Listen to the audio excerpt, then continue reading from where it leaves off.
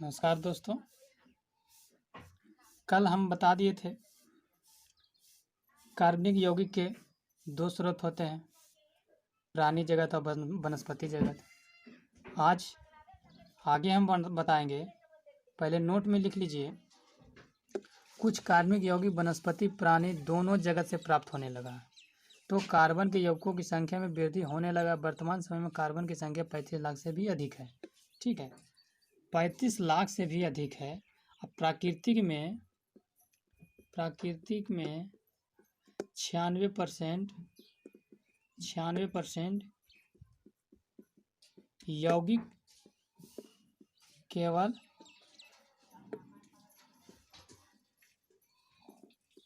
Carbon का है। ठीक है, किसका है?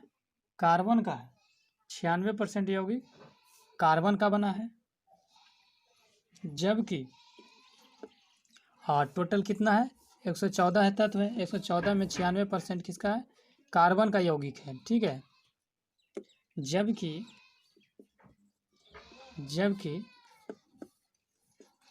कार्बन पृथ्वी तल पर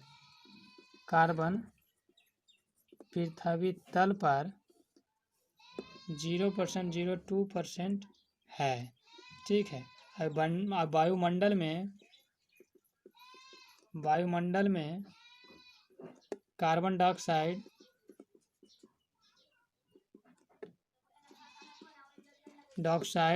CO2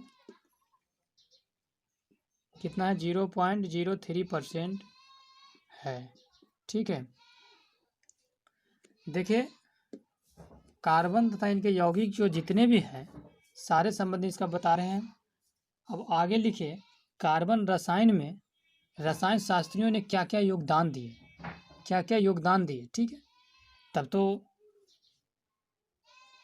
रसायन का विकास हुआ। स्टार देके लिखिए,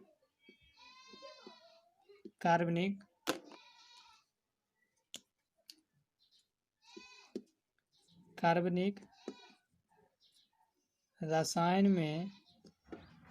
रसायन शास्त्रियों ने योगदान दिए।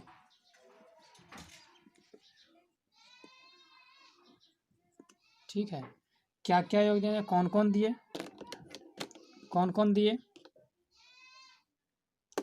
ठीक है, हम जानेंगे कौन दिए। तो पहला उसमें है लेवेजियर का सिद्धांत। किसका है? लेवेजियर का सिद्धांत। ठीक है, लेवेजियर का सिद्धांत ये कहाँ के थे? लेवेजियर जो सिद्धांत दिए ये फ्रांस के रसायन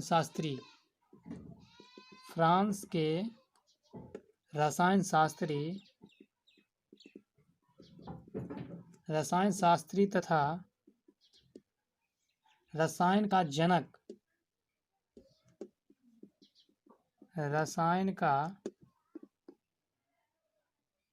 जनक ओटोमा एल लेवेजियर के अनुसार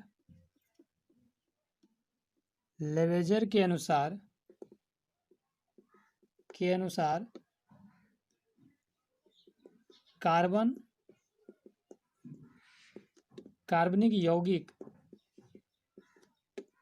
यौगिक का निर्माण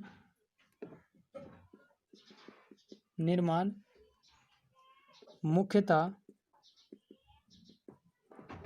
कौन है? हाइड्रोजन,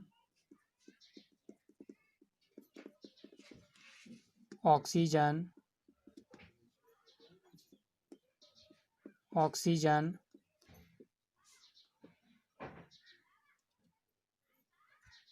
से होता है। ठीक है, इसके अलावा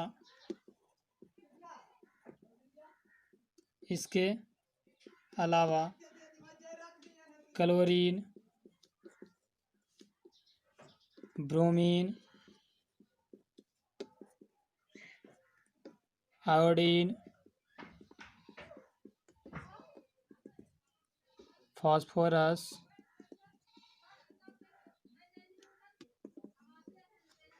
उपस्थिति आवश्यक है।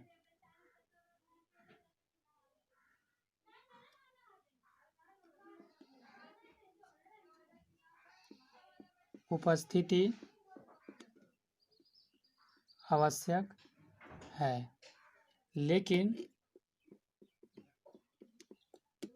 CO2 या कार्बनिक यौगिक नहीं है। कार्बनिक यौगिक नहीं है। ठीक है, ये लेवेजियर का सिद्धांत है। ये लेवेजियर क्या बोला, ये तो सबसे पहले फ्रांस का रसायन शास्त्री, रसायन का जनक आत्मा है लेवेजियर के अनुसार। ठीक है, कार्बनिक यौगिक का निर्माण मुख्यतः हाइड्रोजन और ऑक्सीजन से होता है। ठीक है, ये जो सिद्धांत दिए, ये बोले कि ये निर्माण जो होता है हाइड्रोजन और ऑक्सीजन से होता है। इसके अलावा क्लोरीन, ब्रोमीन, आयोडीन, फास्फोरस उपस्थिति आवश्यक है, लेकिन CO, कार्बन ऑक्साइड और कार्बन डाइऑक्साइड का कार्बनिक यौगिक नहीं है। ठीक है ना, ये लेवेजियर बोले थे। अब देखिए बर्जीलियस क्या बोले, ये भी तो एक रसायन शास्त्र थे। दूसरा में आ जाइए, बर्जीलियस का सिद्धांत। ठीक है, बर्जीलियस का सिद्धांत ये कहाँ के थे, 1815 ईस्वी में स्वीडेन रसायन शास्त्री, स्वीडेन रसायन शास्त्री जे जॉन जैकब बर्जीलियस के अनुसार, जे का फुल फॉर्म होता है जॉन जैकब बर्जीलियस के अनुसार कार्बनिक यौगिक का निर्माण एक महान शक्ति से होता है। कार्बनिक यौगिक का निर्माण एक महान शक्ति से होता है। महान शक्ति से होता है। ठीक है, बर्जीलियस का कहना है कि महान शक्ति से होता है, यह प्राकृतिक में स्वयं बना है, या प्राकृतिक में स्वयं बना है। इसे मानव प्रयोगशाला में नहीं बना सकता है। इसे मानव प्रयोगशाला में नहीं बना सकता है। ठीक है, बर्जीलियस बोले ये बना नहीं सकता, ये प्राकृतिक का चीज़ है। अब क्या हुआ, अब कुछ लोग और आए,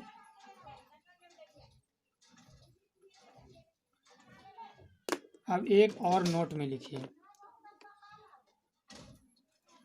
ठीक, नोट में लिखिए 1801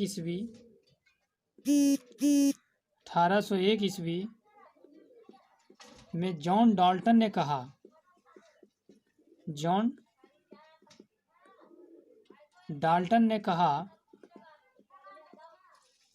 परमाणु अविभाज्य होता है। परमाणु अविभाज्य होता है।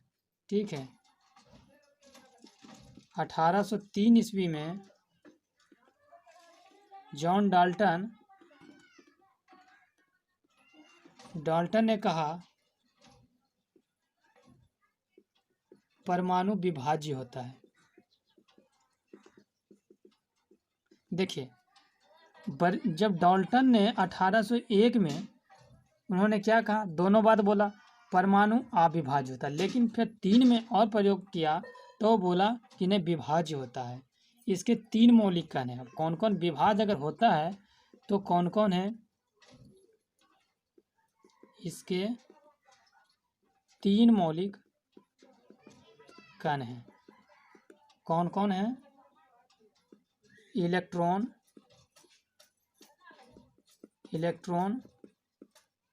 प्रोटॉन और न्यूट्रॉन, ठीक है, होते हैं। अब देखिए इन्होंने तो ये चीज़ बोल दिया। अब देखिए नील्स बोर ने क्या बोला, अब इसको कैसे सत्यापित किया। अब इसको पहले मिटा लेते हैं।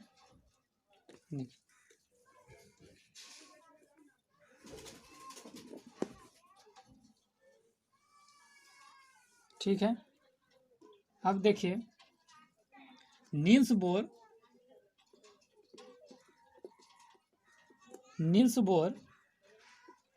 1914 ईस्वी में कक्षाओं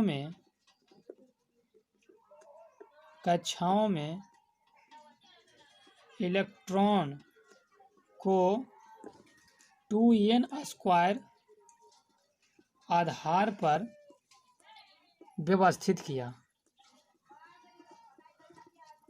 ठीक है, व्यवस्थित किया। जहां देखो जैसे जब उन्होंने बताया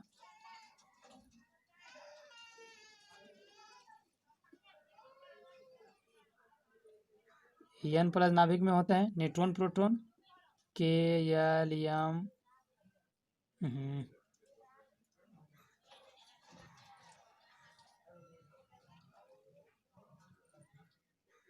O, ठीक है, 1 2 3 4 K L M N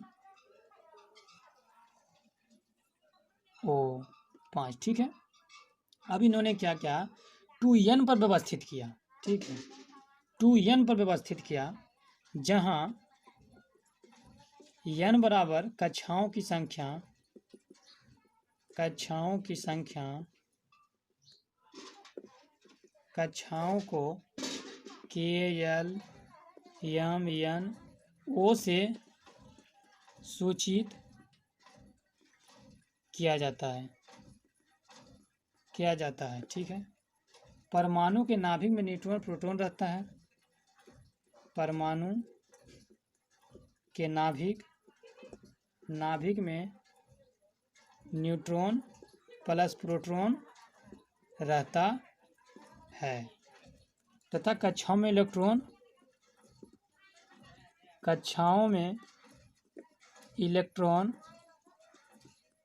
घूमती है, ठीक है। ये नील्स बोर ने बताया कि 2n² पर ये व्यवस्थित होगा, ठीक है। अब पहला कक्षा में कितना रह सकता है, दूसरा कक्षा में कितना, तीसरा कक्षा, चौथा, पांचवा में कितना इलेक्ट्रॉन अधिकतम संख्या रह सकता है, इसे हम समझेंगे आगे, ठीक है। अब नेक्स्ट क्लास में हम देखेंगे।